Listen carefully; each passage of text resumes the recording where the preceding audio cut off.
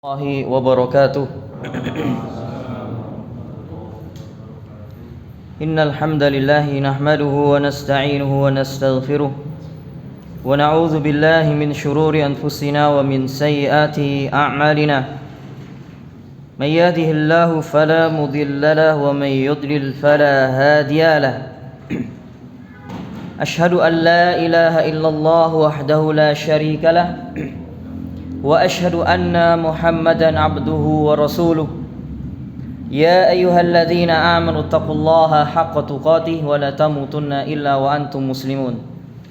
يا أيها الناس اتقوا ربكم الذي خلقكم من نفس واحدة وخلق منها زوجها وبث منهما رجالا كثيرا ونساء واتقوا الله الذي تساءلون به والأرحام إن الله كان عليكم رقيبا. يا أيها الذين آمنوا اتقوا الله وقولوا قولا سديدا يصلح لكم أعمالكم ويغفر لكم ذنوبكم ومن يطع الله ورسوله فقد فاز فوزا عظيما. أما بعد فإن أصدق الحديث كتاب الله وخير الهدي هدي محمد صلى الله عليه وسلم وشر الأمور محدثاتها وكل محدثة بدعة وكل بدعة ضلالة wa kulla dalalatin finnar. Kita lanjutkan perkataan Imam Syafi'i fi qauluhu fi sahabah. Ucapan beliau atau akidah beliau tentang para sahabat radhiyallahu anhum jami'an. Poin yang ketiga sekarang. Wa akhrajal Baihaqi an Muhammad ibn Abdullah ibn Abdul Hakam. Al-Imam Al-Baihaqi telah meriwayatkan dari Muhammad bin Abdullah bin Al-Hakam. Qala, dia berkata, Sami'tu Syafi'iyya yaqul, aku pernah mendengar Syafi'i mengatakan, afdalun nas, seafdal-afdalnya manusia, seutama-utamanya manusia, sebaik-baiknya manusia, ba'da Rasulullah sallallahu alaihi wasallam, setelah Rasulullah sallallahu alaihi wasallam, Abu Bakrin. Yang pertama adalah Abu Bakar. Siapa nama asli Abu Bakar? Ada yang tahu? Masya Allah. Kanu hadiah ya. Summa Umar, kemudian Umar. Summa Utsman. Jadi nama Abu Bakar aslinya Abdullah. Nama ayahnya bin Utsman, yang dikenal dengan Abi siapa tadi? Kuhafah.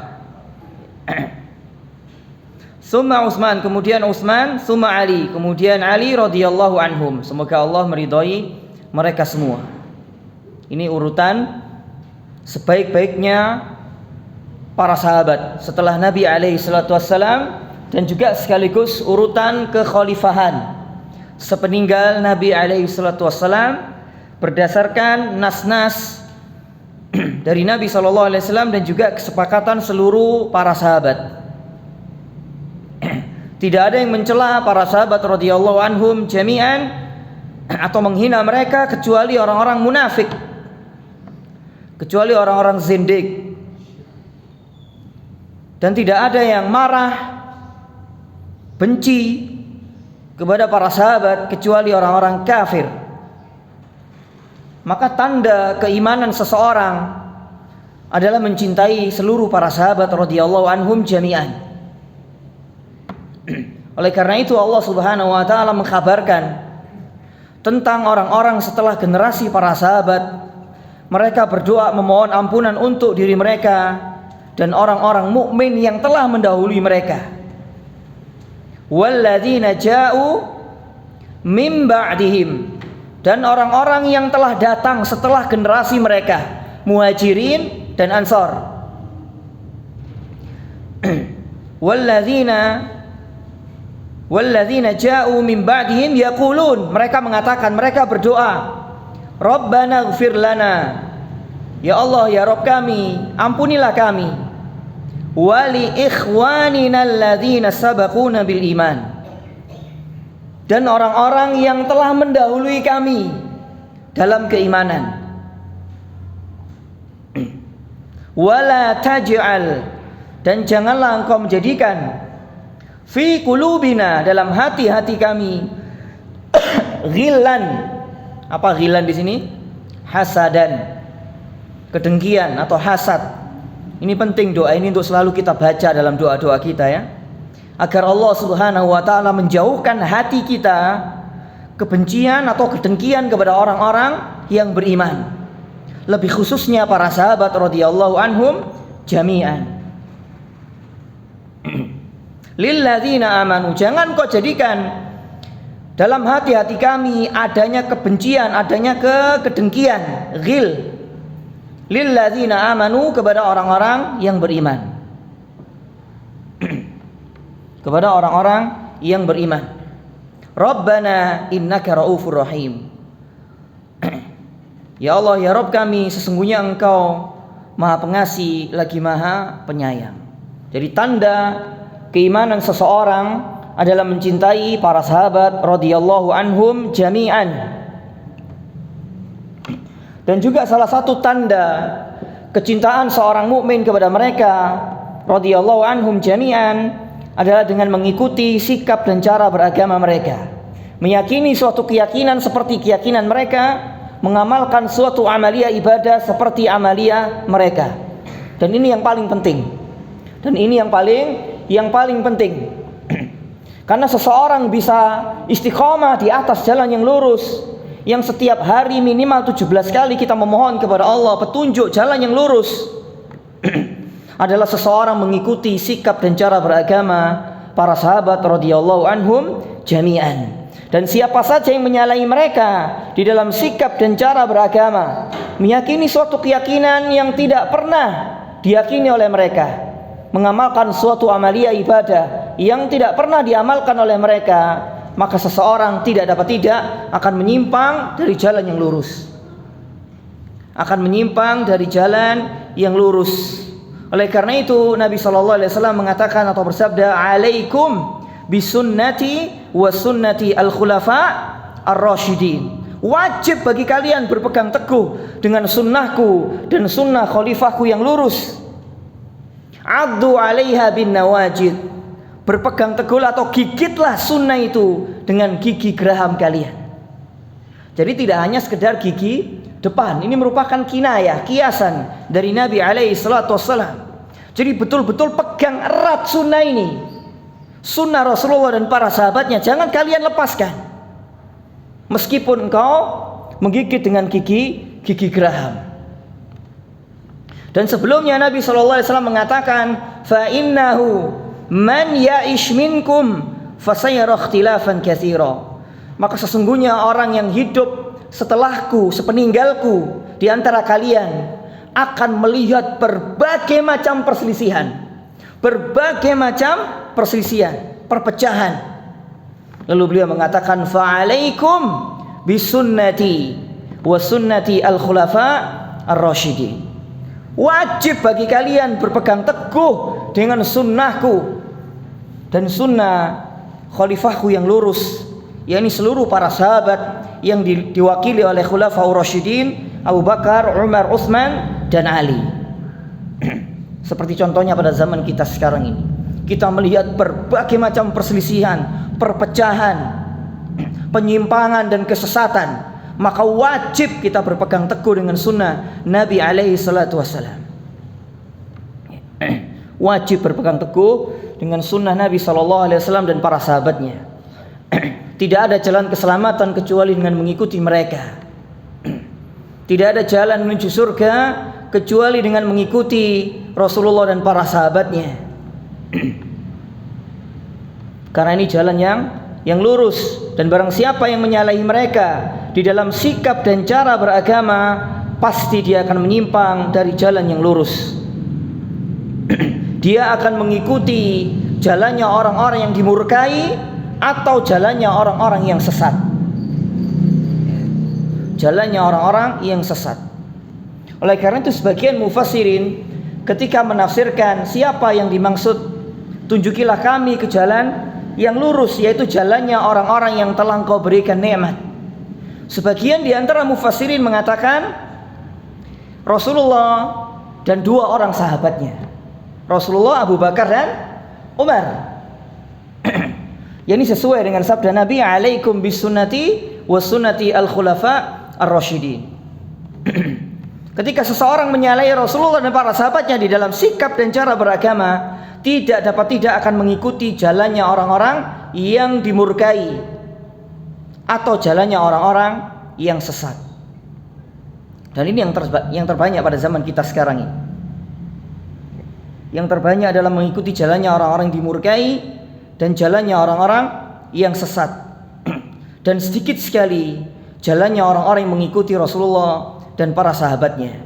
Oleh karena itu dalam hadis yang lain Nabi SAW pernah bersabda, la tazalu ta'ifatun min ummati, akan senantiasa ada satu golongan dari umatku, satu golongan dari umat beliau, zahirina 'alal haq, yang mereka senantiasa nampak tegak di atas kebenaran, la yadurruhum man khadalahum, sama sekali tidak membahayakan mereka orang-orang yang menghina mereka, orang-orang yang memfitnah mereka, melecehkan mereka, sama sekali tidak membahayakan sama sekali. Mereka senantiasa istiqomah di atas kebenaran, di atas agama Allah. Hatta ya'ti Allah wa hum kadzalik, hatta ya'ti amrullah wa hum kadzalik, sampai datang perkaranya Allah dan mereka senantiasa tegak di atas kebenaran. Mereka tidak terpengaruh dengan kesesatan orang-orang yang sesat. Mereka tidak terpengaruh dengan penyimpangan orang-orang yang menyimpang. Semoga kita termasuk satu golongan ini. Allahumma amin. Ya, tidak terpengaruh. Tetap berpegang teguh dengan sunnah ini. Meskipun dihina oleh manusia, dilecehkan oleh manusia, difitnah oleh manusia, itu sama sekali tidak memudaratkan mereka sedikit pun. Dan mereka senantiasa istiqomah di atas demikian itu sampai datang perkaranya Allah, yakni sampai tegaknya hari kiamat. Ya. Jadi kita jangan terpengaruh dengan kesesatan orang-orang yang menyimpang, jangan terpengaruh dengan penyimpangan orang-orang yang menyimpang. Terus kemudian poin yang keempat, wa akhrajal Harawi an Yusufa ibni Yahya al-Buwaiti. Al-Harawi telah meriwayatkan dari Yusuf bin Yahya al-Buwaiti, qala, dia berkata, sa'altu Syafi'iyya a usalli khalfar Rafidhi.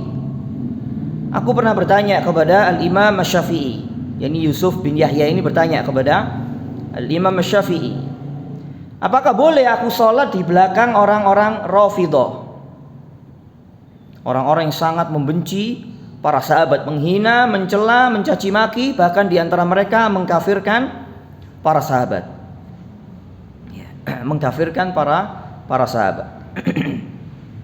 Makanya aneh kalau ada orang mau mempersatukan antara Syiah dengan Sunni. Abadan sampai kiamat gak akan pernah bisa bersatu. Dulu ada tokoh agama yang ingin mempersatukan antara Syiah dengan Ahlus Sunnah. Sampai kiamat tidak akan pernah bersatu. Bagaimana mungkin orang-orang Syiah Rafidah membenci, menghina para sahabat, sementara Ahlus Sunnah mencintai para sahabat, mendoakan kebaikan untuk mereka? Ya, tidak akan mungkin sampai kiamat. Ya. Qala, lalu Imam Syafi'i mengatakan, la tusalli khalfar Rafidhi. Jangan kamu sholat di belakangnya orang Rafidah. Walal Qadari, dan jangan pula kamu salat di belakangnya orang-orang Qadariyah. Walal Murji, dan jangan pula kamu salat di belakangnya orang Murji'ah. Qultu, lalu kata Yusuf bin Yahya al-Buwaiti, aku bertanya lagi, sifhum lana, sebutkan ciri-ciri mereka seperti apa. Qala, kata Asy-Syafi'i, man qala al-imanu qaulun fahuwa murji. Orang yang mengatakan iman itu hanya sebatas ucapan, maka dia adalah orang Murji'ah. Jadi iman gak perlu diyakini dengan hati, tidak perlu diamalkan dengan amal perbuatan. Ini orang-orang Murji'ah. Adapun Ahlu Sunnah, yang dimaksud iman adalah membenarkan dengan hati, diucapkan dengan lisan dan diamalkan dengan anggota badan. Iman itu bertambah dengan ketaatan dan berkurang dengan kemaksiatan. Ini ahlu sunnah. Sementara orang-orang murji'ah hanya sebatas ucapan, ya, hanya sebatas ucapan. Keyakinan mereka yang lain hanya sebatas keyakinan. Meskipun seseorang melakukan kedurhakaan atau bahkan kekufuran, melafadzkan lafaz-lafaz kufur, maka itu tidak membahayakan iman selama hatinya tetap meyakini keimanan. Ini kerusakan pemikiran orang-orang murji'ah. Meskipun hatinya ucapannya mengucapkan ucapan-ucapan kufur, meskipun melakukan kekufuran, melakukan kesyirikan, selama hatinya iman, itu tidak membahayakan iman. Nah, ini keyakinan yang sesat dan menyesatkan orang-orang murji'ah. Dan ini dipelopori oleh Jaham bin Safwan, pelopornya kaum Jahmiyah. Terus kemudian wa man qala inna Abu Bakrin wa Umar laisa bi imamain fahuwa rafidi. Dan siapa saja yang mengatakan sesungguhnya Abu Bakar dan Umar bukan termasuk dua imam, bukan termasuk dua khalifah sepeninggal Rasulullah, fahuwa rafidi, maka dia adalah rafidah. Bahkan keyakinan sebagian di antara mereka meyakini bahwa Abu Bakar dan Umar itu nanti di akhirat tempatnya di neraka bersama iblis. Ini keyakinan mereka, ditulis dalam kitab-kitab batil mereka. Keyakinan orang-orang Rafidah, insyaallah itu sebenarnya sudah melecehkan Islam itu sendiri, ya, melecehkan Islam itu sendiri. Karena Allah dan Rasulnya telah memuji para sahabat, lebih khususnya Abu Bakar dan Umar. Terus kemudian ada orang yang berani melecehkan Abu Bakar dan Umar, itu secara tidak langsung telah melecehkan firman Allah dan sabda-sabda Nabi-Nya SAW. Itu sama saja mengingkari dan mendustakan Islam. Mendustakan Islam. Oleh karena itu Al-Imam Malik sudah jauh-jauh hari telah memfatwakan orang-orang Rafidah ini kafir, ya, kafir. Sudah 1000 tahun lebih difatwakan orang-orang Rafidah ini kafir. Rafidah bukan Islam dan Islam bukan Rafidah. Rafidah bukan termasuk 72 golongan yang masuk neraka. Bahkan mereka di luar golongan Islam, orang-orang Rafidah. Karena keyakinan mereka yang sudah sangat-sangat kufur, ya, sangat kufur. Kemudian wa man ja'ala al-masyi'ata ila nafsihi fa huwa qadari. Barang siapa yang meyakini bahwa kehendak dirinya itu atas perbuatannya sendiri tanpa ada campur tangan kehendak Allah, fahuwa qadari, maka dia adalah orang qadariyah. Dia adalah orang qadariyah. Jadi orang-orang qadariyah ini mengingkari kehendak Allah Subhanahu wa taala. Mengingkari kehendak Allah. Perbuatan Allah, perbuatan para hamba itu tidak diciptakan oleh Allah. Ini keyakinan orang-orang Qadariyah. Ahlussunnah tidak. Ahlussunnah meyakini bahwa semua perbuatan makhluknya yang terjadi di alam semesta ini semuanya ciptaan Allah dan atas kehendak Allah. Semuanya atas ciptaan Allah dan atas kehendak Allah Subhanahu wa taala. Meskipun demikian, Allah Subhanahu wa taala memberikan pilihan, memberikan kehendak kepada seluruh makhluknya. Makhluk sama sekali tidak dipaksa dengan kehendaknya. Manusia melakukan perbuatannya atas kehendaknya sendiri. Atas kehendaknya sendiri. Dan kehendak manusia, kehendak seluruh hamba-hambanya itu diciptakan oleh Allah. Bingung atau tidak? Tidak ya? Sudah pahami aja sesuai dengan apa yang dijelaskan. Karena demikianlah tentang masalah takdir. Masalah takdir adalah masalah rahasia Allah Subhanahu wa taala. Segala sesuatu yang terjadi di alam semesta ini semuanya atas kehendak Allah, semuanya ciptaan Allah. Tidak ada satupun makhluknya yang luput dari kehendak Allah. Apakah itu kedurhakaan, ketaatan, tauhid, syirik, sunnah, bid'ah, kebaikan ataupun keburukan, semuanya terjadi atas kehendak Allah. Semuanya terjadi atas kehendak Allah, dan ini dinamakan qadariyah apa? Kauniyah. Qadariyah kauniyah. Kemudian kehendak yang kedua yang diyakini oleh Ahlus Sunnah, qadariyah syar'iyyah diniyah, yang berkaitan dengan syariat Allah Subhanahu wa taala. Meskipun segala sesuatu yang terjadi di alam semesta terjadi atas kehendak Allah, maka Allah Subhanahu wa taala telah menurunkan syariat. Allah Subhanahu wa taala telah melarang keburukan, Allah taala melarang kesyirikan, Allah taala telah melarang berbagai macam kemungkaran. Meskipun kemungkaran yang terjadi di alam semesta ini terjadi atas kehendak Allah, maka manusia tidak ada hujjah melakukan kemungkaran berdalih dengan takdir.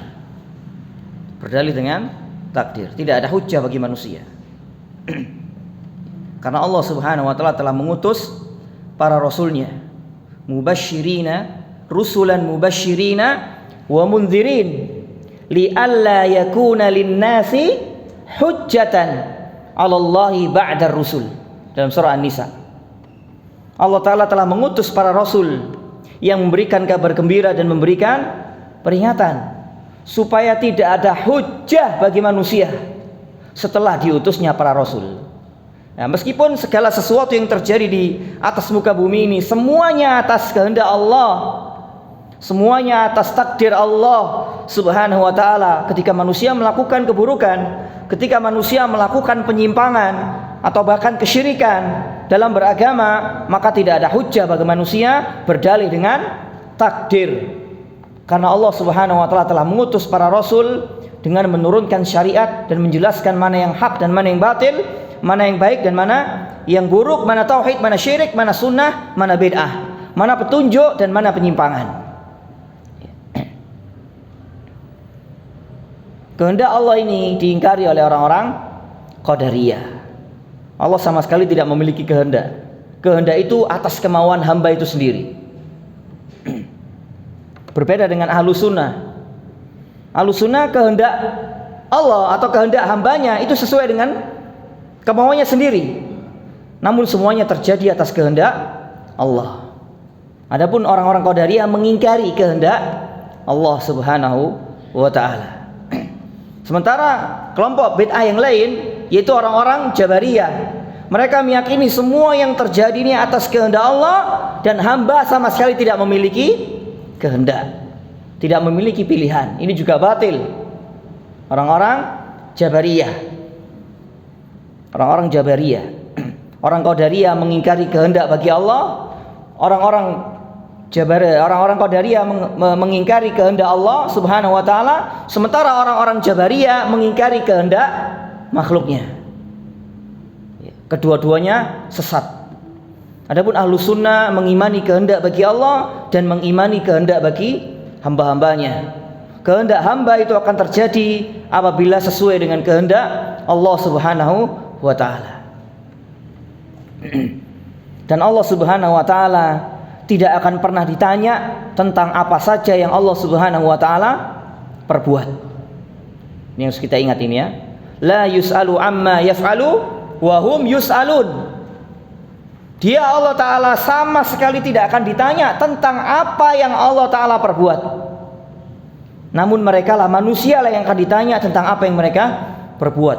Bahkan di dalam sebuah hadis yang sahih, kata Nabi SAW yang artinya, seandainya seluruh penduduk langit dan bumi disiksa oleh Allah, diazab oleh Allah semuanya, itu bukan karena kezaliman Allah Subhanahu wa ta'ala.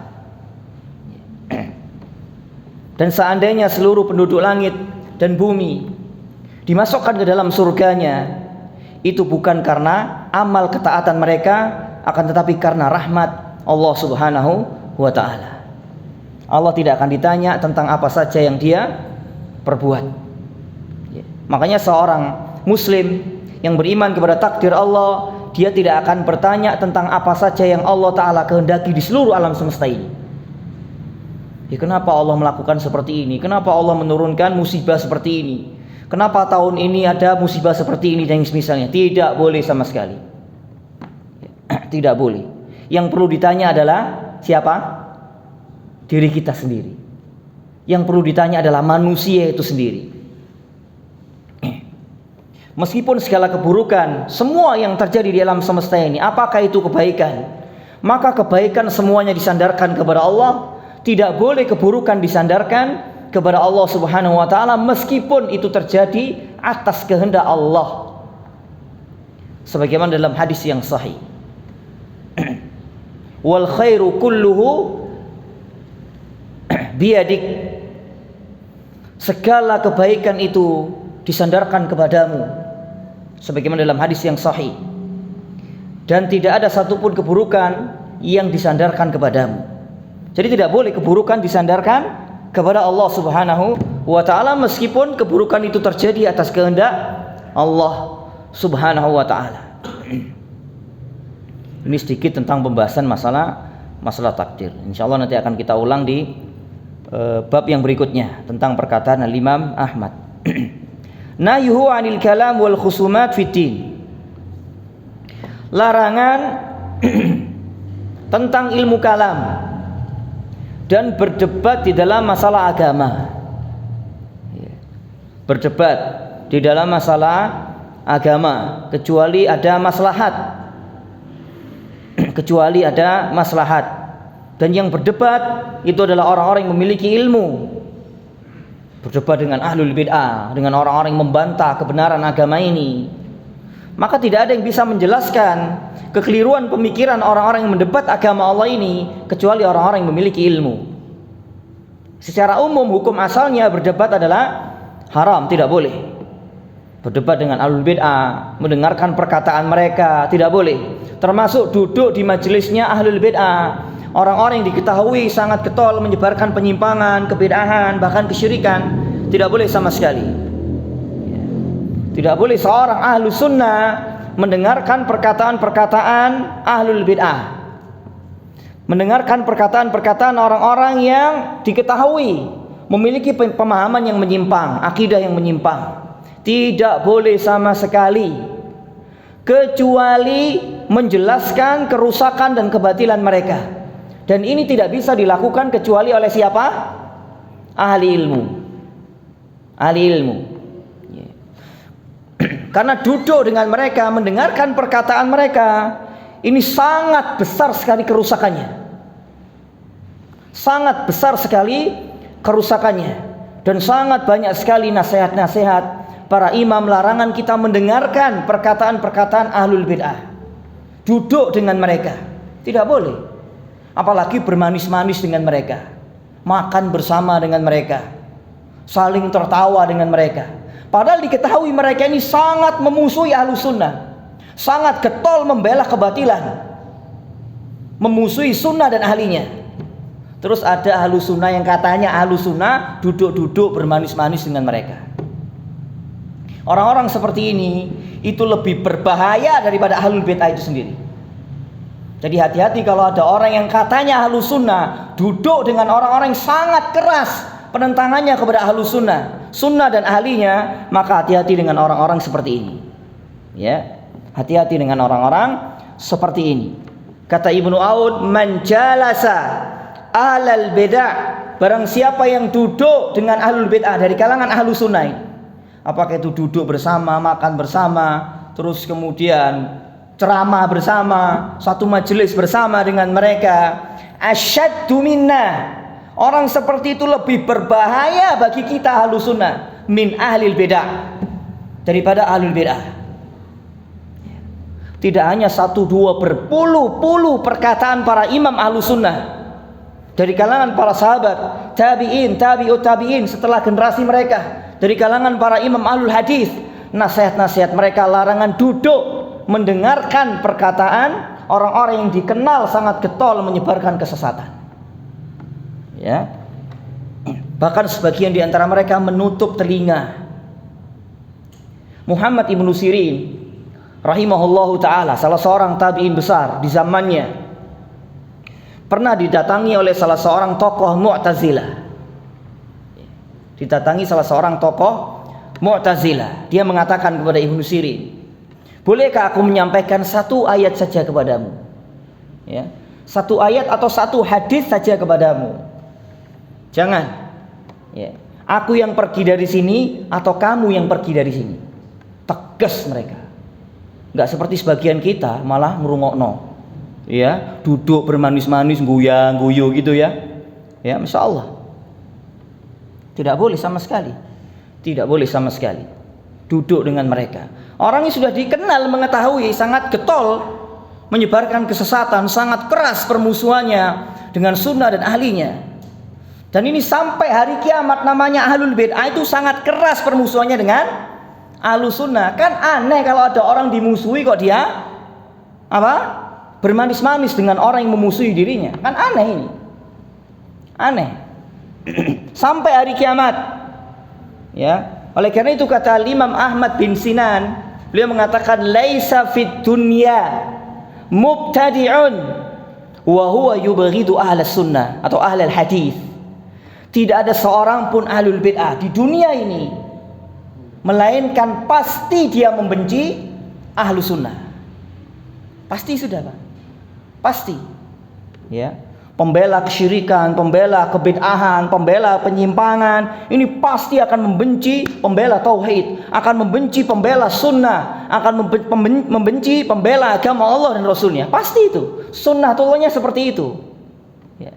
Lah kok aneh orang dibenci, orang yang membenci sunnah dan ahlinya ini, maka ahlinya ini berkasih sayang dengan orang yang membenci sunnah dan ahlinya. Kan aneh ini. Bahkan bermanis-manis dengan mereka. Bermanis-manis dengan mereka, sungkan. Tidak boleh yang seperti itu. Makanya sikap yang seperti ini hampir musnah, atau bahkan hampir tidak pernah disampaikan, jarang sekali untuk disampaikan. Padahal ini salah satu prinsip di antara prinsip-prinsip ahlus sunnah.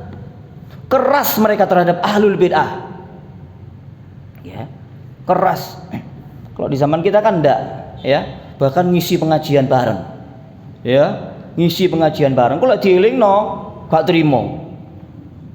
Tujuannya untuk mendakwai apa nih? Ngisi ceramah bareng kok. Kalau mendakwai mereka, jelaskan kerusakan dan kesesatan mereka. Gitu. Kalau nggak bisa, jangan duduk dengan mereka. Kan gitu seharusnya. Ini sikap para salaf terdahulu terhadap ahlul bid'ah. Ya. Ini bagi orang-orang yang ngerti mungkin dianggap keras ini ya. Keras sih rek, kepenceng gak menggok gitu. Ya karena mereka bodoh, jahil, gak ngerti. Coba kalau kita membaca buku-buku akidah para ulama salaf, bagaimana sikap mereka terhadap ahlul bid'ah yang sangat keras memusuhi sunnah dan ahlinya. Ya, sangat keras memusuhi sunnah dan ahlinya. Bahkan disebutkan oleh al-imam siapa itu namanya, penulis Aqidatus Salaf itu, As-Sabuni, Al-Imam As-Sabuni. Dia menyebutkan, membuat satu judul bab alamatu ahlil bid'ah, tanda-tanda dan ciri ahlul bid'ah. Beliau menyebutkan yubaghiduna ahlas sunnah. Salah satu ciri di antara ciri ahlul bid'ah itu sangat membenci ahlus sunnah, sangat memusuhi orang-orang yang membawakan hadis-hadis Nabi SAW.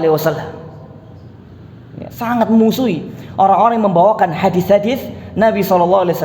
Ini kira-kira terjadi nggak sampai zaman kita sekarang? Orang menyampaikan hadis, membawakan hadis, apalagi tentang perkara-perkara keimanan, dimusuhi nggak oleh ahlul bid'ah? Difitnah atau tidak? Difitnah, Pak. Dituduh Wahabi, pemecah belah umat dan yang semisalnya. Dituduh. Makanya aneh kalau ada orang katanya ahlus sunnah iso guyang-guyu ambil mereka gitu loh. Bermanis-manis dengan mereka. Ya, bermanis-manis dengan mereka. Maka hati-hati dengan orang-orang yang seperti itu. Kita tidak boleh, kerusakannya sangat besar. Minimalnya akan merusak hati. Akan mengaburkan kebenaran yang telah kita yakini sejak lama. Dengan sebab kita duduk di majelisnya ahlul bid'ah, terpengaruh dengan syubhat mereka, akhirnya mengkaburkan kebenaran yang selama ini kita yakini. Bahkan juga tidak jarang ya membenarkan kebatilan mereka, dan itu diyakini sebuah kebenaran sampai mati. Terus apa sing tanggung jawab lek ngono iku? Ya, Apa maneh ngilokno keras iku sing ngomong-ngomong gak oleh duduk dengan ulul bid'ah. Wis tanggungan dhewe engko ndek akhirat gitu ya. Gitu. Soalnya kan nggak ngerti, orang bilang seperti itu karena bodoh gitu loh. Coba kalau seseorang membaca buku-buku para ulama salaf, buku-buku masalah akidah, sangat keras perkataan mereka terhadap ahlul bid'ah. Ya. Karena ini mengancam agama kita, mereka itu ingin merusak agama kita, ingin merusak keyakinan kita. Kok duduk-duduk bermanis-manis dengan mereka? Waliyadzubillah. Tidak boleh sama sekali, tidak boleh. Maka tidak ada sikap sebagian di antara kita ini. Tidak ada sikap, ya. Kita tidak boleh. Boleh duduk dengan mereka, jelaskan tentang kerusakan mereka. Nah, seperti itu. Dan ini tidak bisa dilakukan kecuali ahli ilmu. Seperti dulu Imam Ahmad duduk dengan Ibnu Abi Duat dan tokoh-tokoh Mu'tazilah yang lainnya menjelaskan kerusakan mereka, keyakinan batil mereka bahwa Al-Quran adalah makhluk. Ini karena Imam Ahmad yang hafal 1 juta hadis menjelaskan kerusakan mereka. Ya. Jadi hadis sudah tersimpan di memori kepala Imam Ahmad bin Hambal. Ya, tinggal menukil saja. Nah, itu ahli ilmu. Kemudian juga Syekhul Islam dengan tokoh-tokoh ahlul bid'ah di zamannya. Karena beliau menguasai seluruh hadis. Sampai dikatakan kalau ada hadis tidak diketahui Syekhul Islam Ibnu Taimiyah, maka itu bukan hadis. Apa itu artinya? Beliau menguasai seluruh hadis. Seluruh kitab-kitab hadis beliau hafal. Ya. Wah, ini baru ahlinya gitu ya. Lah dudu ahli ini wis sok-sok debat gitu ya. Apa maneh maca Quran gurung iso. Nah, itu. Salat liyane kulhu wae ya. Ngono kate debat be alul bid'ah. Jangan. Wis keliru kabeh engko ya. Keliru kabeh. Terus poin yang pertama. Akhrajal Harawi 'ani Rabi' ibni Sulaiman. Nanti pembahasan ini akan saya ulang terus ini ya. Tidak boleh duduk di majelisnya ahlul bid'ah.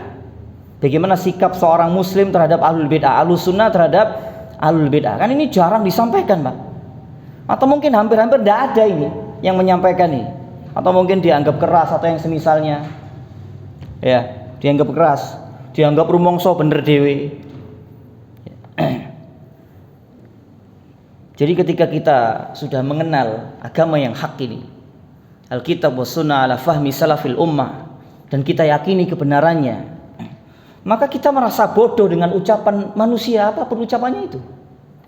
Kita nggak peduli apapun yang diucapkan oleh manusia ketika kita sudah berada di atas kebenaran. Toh mereka nanti juga nggak bisa menyelamatkan kita ketika kita berjumpa dengan Allah. Yang harus kita pikirkan bagaimana sih nanti kita masing-masing itu ketika berjumpa dengan Allah, berdiri di hadapan Allah, kita bisa mempertanggungjawabkan dan kita bisa selamat di hadapan Allah. Itu yang paling penting untuk kita pikirkan. Nggak penting memikirkan ucapan manusia, sama sekali nggak penting. Apapun kata manusia tidak ngurus gitu, nggak peduli. Apakah itu katanya Wahabi, sok keras, rumongso bener sendiri, mereka nggak akan bisa menyelamatkan kita, nggak akan bisa. Yang penting bagi kita bagaimana sih kita bisa istiqomah di atas agama yang benar. Terus kemudian bagaimana sih nanti nasib kita ketika kita berjumpa dengan Allah, kita bisa selamat. Toh orang-orang yang menghina kita, melecehkan kita, memfitnah kita, sama sekali tidak bisa memberikan manfaat kepada kita. Apalagi nanti pada hari kiamat. Itu yang paling penting untuk kita pikirkan. Agar kita betul-betul berpegang teguh dengan agama ini. Kita pegang erat agama ini sampai kita berjumpa dengan Allah Subhanahu wa ta'ala. Gak peduli dengan ucapan manusia, omongan manusia, selama kita berada di atas kebenaran. Ya, ini penting. Yang paling harus kita pikirkan, bagaimana nanti kita menghadap kepada Allah, kita bisa mempertanggungjawabkan akidah kita, amaliyah kita, dan kita bisa selamat di hadapan Allah Subhanahu wa ta'ala. Itu yang paling penting. Ya, itu yang paling penting. Masa bodoh dengan ucapan manusia, ya, masa bodoh jarno lah dianggap keras ya, gitu. Dianggap keras itu bolak-balik tuh gitu ya, gitu. Karena mereka jahil, nggak mengerti. Coba kalau seandainya membaca sedikit saja buku-buku para salaf terdahulu, mereka akan tahu bagaimana akidah yang benar itu. Ya, ini saya sarankan tuh baca kitab-kitab para ulama salaf terdahulu. Jadi pada zaman kita sekarang ini, para pelajar, para penuntut ilmu, hendaknya mereka banyak membaca buku-buku ulama salaf terdahulu. Seperti Aqidatus Salaf wa Ashabil Hadis. Terus kemudian I'tiqad A'immatil Hadis yang ditulis oleh Al-Imam Abu Bakar Al-Ismaili. Terus kemudian Al-Imam Aqidah At-Tahawiyah yang ditulis oleh Al-Imam At-Tahawi. Terus kemudian apa lagi? Al-Imam Abul Hasan Al-Asy'ari Al-Ibana. Kalau nggak salah sudah ada terjemahnya. Al-Ibana an Ushulid Diyanah. Kita kembali kepada kitab-kitab ulama salaf terdahulu. Generasi yang masanya dekat dengan Nabi SAW. Ya. Yang masih lurus istiqomah di atas jalan yang benar. Baca kitab-kitab mereka agar kita tahu. Ya, agar kita tahu. Ternyata ya memang seperti ini, orang memegang teguh dengan kebenaran ini pasti akan dituduh dengan tuduhan-tuduhan yang tidak benar. Wallahu taala alam bisawab. Ya mungkin ini yang bisa kita bahas. Insyaallah taala kita lanjutkan pertemuan yang berikutnya. Kurang lebihnya saya mohon maaf. Kita akhiri dengan doa kafaratul majelis. Subhanakallahumma wa bihamdika asyhadu an la ilaha illa anta astaghfiruka wa atubu ilaik. Assalamualaikum warahmatullahi wabarakatuh.